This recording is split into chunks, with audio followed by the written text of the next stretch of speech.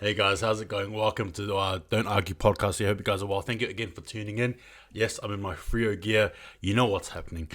I'm going to give you guys my thoughts on my top 7 players. Maybe they're in order, maybe they're not. I don't know, that's for you to decide. It was actually pretty tough, not going to lie. Anyway, hit that intro.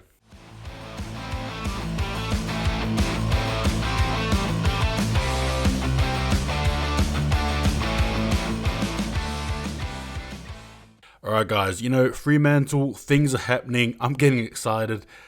I cannot wait for AFL season to start, to be honest with you guys. With that being said, we all know that we all have a compiled list of players that we'll rank or players that we think are probably the most important versus those who are probably important but probably not as important. But the point is, I've compiled my list of the top 7. Now, this could be very controversial. This could be very agreeable. You could probably be and tell me that I'm flat out wrong. Granted, it was 7 players. I had to miss some key players. Quite literally, one of my favorite players is not on the list. All right, and if you've been watching me long enough, you know who I'm talking about. But in saying that, I'm gonna get into it. Wish me luck. All right, guys. So the first list I have here is Luke Jackson. Why? Because we paid a lot for him. We moved a lot of pieces for him. There's a weight of expectation that Luke Jackson is going to come in and help us move closer, it's going to help us move closer to that premiership glory. Now, whether you like it or not, Luke Jackson comes in my opinion anyway, is obviously a ruckman, but also somebody who could potentially play forward. Somebody who adds height, strength, and a bit of mobility to what we're trying to cause, particularly in the midfield as we try and move the ball forward.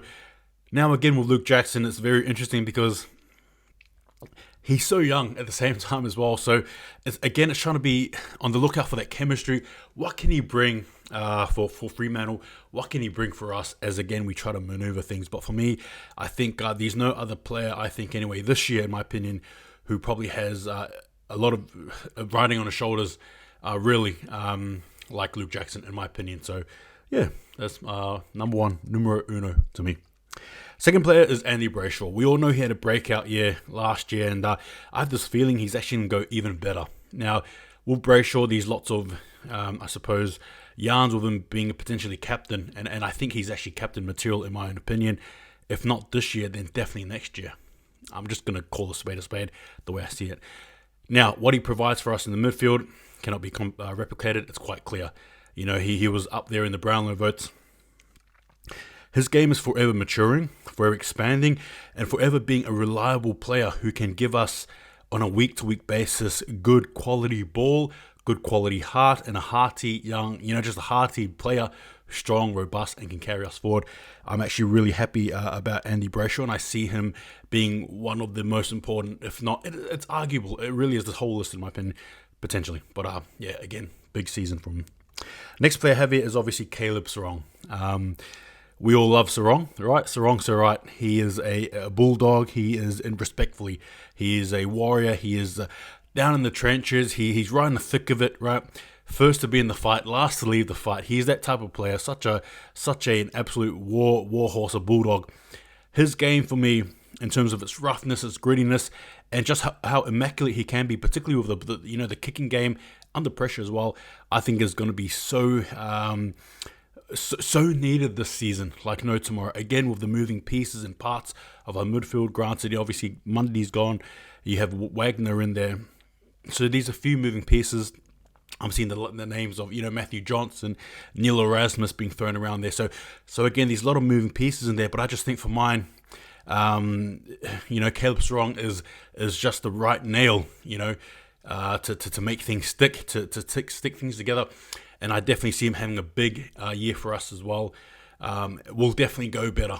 And don't be surprised if he's actually one of the best, if not potentially the top 3 best, actually, in Fremantle. Another player as well, number 4, believe it or not, is Matt Taberner. You're probably thinking, why on earth am I talking about Matt Taberner? Now, granted, Matt Taberner, as straight as a kick as he is, there's no point in having a straight kick if you can't stay on the field. Now, we all know what he can provide for us. I love it. I like it. But again, it's about that fitness. And the reason why I have him here in the top 7 is because I think, for me, in all honesty, he is very vital for our chances of being in the mix. but he needs to keep fit. He needs to be well, and we need him at his fighting best. Now, again, it's all going well, like I said, to kick goals, but if he can't stay on the field. So for me, it's about that fitness. It's about keeping him fit. It's touch wood. I really hope he has no injuries, and I mean that seriously. I'm not sure what his contract situation is looking like with Fremantle, but I'm telling you, if I'm Fremantle and I'm seeing more injuries, I'm probably not going to be that happy to actually sign ink onto paper. Now, again, he's vital because he can. When he's on, he's on. I would argue that and say that he's probably our best kick. But again, I go back to the argument. There's no point having a good kicker if the kicker won't stay on the oval, the field, the pitch, whatever you call it. Right, so again, that is my thoughts there. Number 5, Alex Pearce, obviously a key defender, right? Is probably going to be the captain if Nat Fyfe is not going to be this year. Facts, right? He's going to be vital for us. Why? Fitness, much like Tabner, but thankfully he's been on the field. He has been a miracle story, right? And I mean that in such a good way. Somebody who's fought through, tooth and nail to stick onto the field, to prove the critics wrong that he can. And not only has he done that, he's actually been such a pivotal player for us defensively, right? He's an absolute mongrel and absolutely somebody you don't want to deal with, particularly if you're an attacker, going for goal there. Alex Pearce, for me, brings experience. He brings reliability. He brings strength. He just brings this leadership and the sense of coolness. We've seen him in those moments when things have been tough, and he's been one-on-one there with an attacker, and he's won that, and he's just G'd up the boys. He's got not only the players fired up, I'm sure the staff fired up, but us fans fired up as well, because he brings a sense of heart and quality that you can't buy.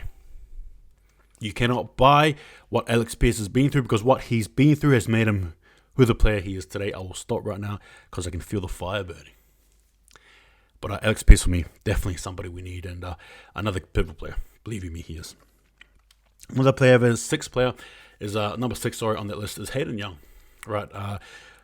Oh goodness, what he can do, what can he not do? Defensively sound, right? Kicking the ball out of our own 50 to create traction, to create a wave, for our players to gain momentum through the midfield, and obviously to score goals comes off usually him. He's such a pinpoint accurate player, very smart with ball in hand. If you don't realize that, I plead for you to watch more of his games. The odd occasion he has the odd mistake, but again, he's learning. But you get my point. From being very injury prone, I suppose, to quickly changing that into a more regular player has been such an awesome thing, and so great to see of Hayden Young. I love what he brings for us. You might be, potentially switch him up into the, forward mid, potentially, but I love him where he's at. What he does for us is irreplaceable. Again, that big left boot, goodness me, it is beautiful. It's saved our butts on many occasions, and I'm sure will continue to as well. But I really see him being a focal point, much like Alex Pearce as well, particularly in the back line there. But Hayden Young, for me, he's due for a big one, and he was absolutely sensational last year. Last but not least, Nat Fyfe. All right, I'm hearing boos, I'm hearing cheers, and I'm just seeing people walk out on me right now. Look, in all honesty, Nat Fyfe for me, right? It's so amazing that with these players here I've named and players here I haven't named, it's amazing, because Nat Fyfe are usually in the mix of it, but now because of the quality of players we have, because he has fathered, quote unquote, this young midfield team, now they are the, quote unquote, they're the teachers, if you will.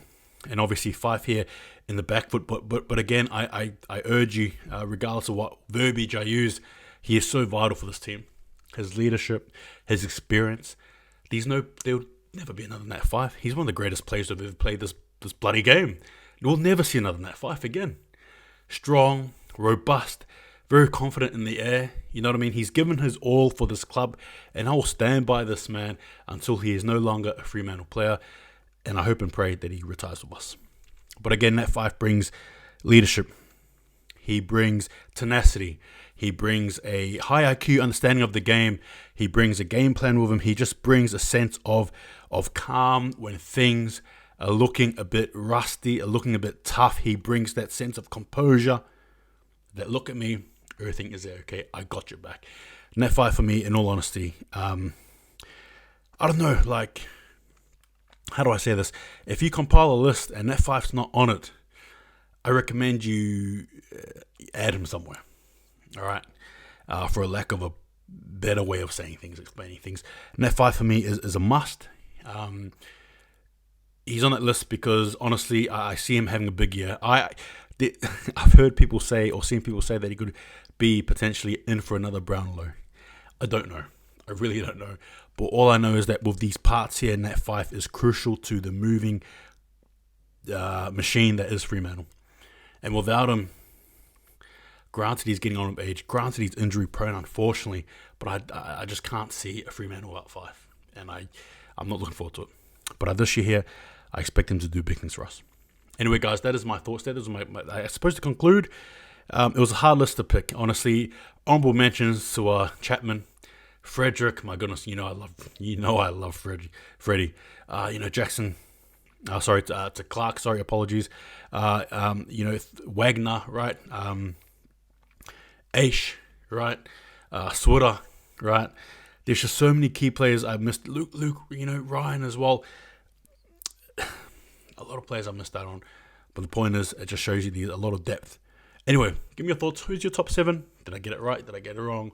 Anyway, take it easy. See you guys next time. And just remember, don't argue.